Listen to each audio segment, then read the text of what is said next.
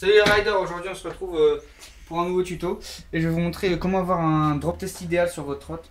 Donc le drop test, pour ceux qui ne savent pas, c'est quand vous faites tomber votre trotte, il y a un beau bruit, ça fait pas un bruit dégueulasse. Donc je vais vous montrer comment en avoir un idéal si vous avez un pourri. Alors déjà, ça pourrait venir des roues.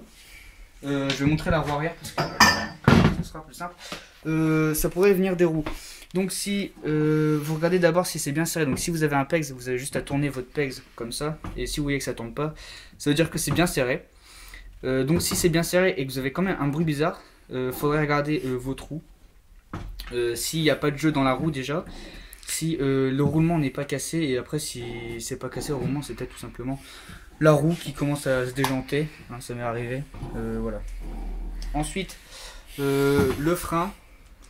Le frein, il faut bien penser à serrer le frein avec cette clé là, enfin ça dépend des freins, mais vous resserrez soit ici soit en dessous, ça dépend des freins. Là ça fait, là il est bien serré le frein. Ensuite à l'avant, il faut penser, pareil hein, c'est pour la roue avant et arrière, c'est la même chose.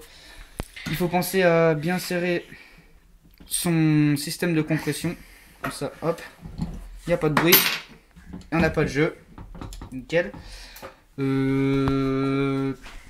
peut arriver parfois que le SCS, le jeu de direction pardon, fasse un petit bruit à cause des roulements, des billes du roulement qui se cassent, ça pourrait arriver.